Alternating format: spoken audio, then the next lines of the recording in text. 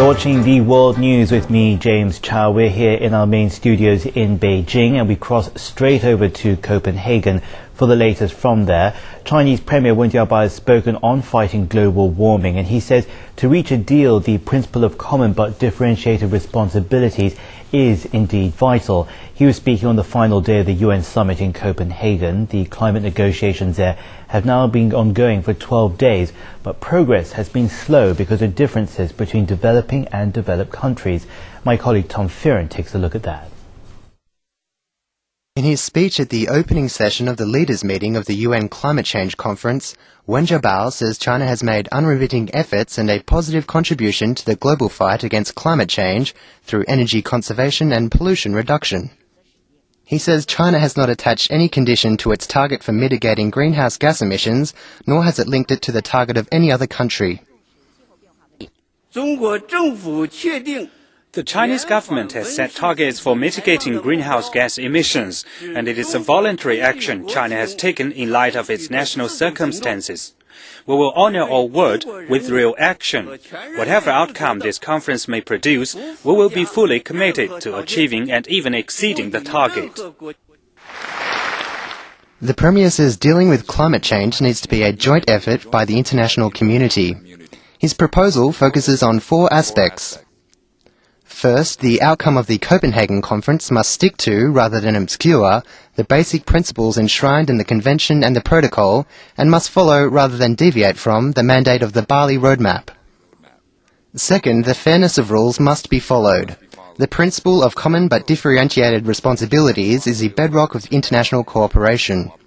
Developed countries should be the first to cut emissions and provide technology and financial assistance to developing nations. Third, the reasonability of the target must be kept. A long-term perspective and a focus on the present is needed in tackling climate change. Fourth, the effectiveness of the system must be ensured. The international community must forge an effective system to press developed countries to honour their commitments in assisting poorer nations to fight global warming. Tom Fearon, CCTV.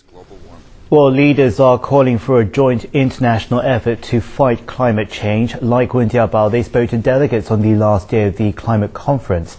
It came amidst a diplomatic frenzy to salvage a global warming deal between rich and poor nations. Yang Wei-han has that part of the story. U.S. President Barack Obama urged the nations to accept a less-than-perfect pact while offering no new U.S. concessions.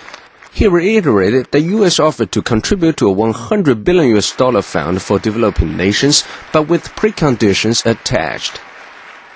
There are those developing countries that want aid with no strings attached and no obligations with respect to transparency.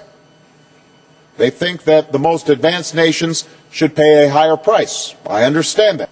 But there has to be movement on all sides to recognize that it is better for us to act than to talk. India's Prime Minister pledged his own country's commitment to action. He called for more concern for the developing countries. One of us gathered here today acknowledges that those worst affected by climate change are the least responsible for it. Whatever emerges from our negotiations must address this glaring injustice. Brazil's president even referred to his religion and faith in miracles as reason to believe that agreement was still within reach. If we don't manage to finalize this agreement, I'm not sure if such an angel or wise man will come down to this plenary and put in our minds the intelligence that we lack at this very moment in time. I believe in God. I believe in miracles.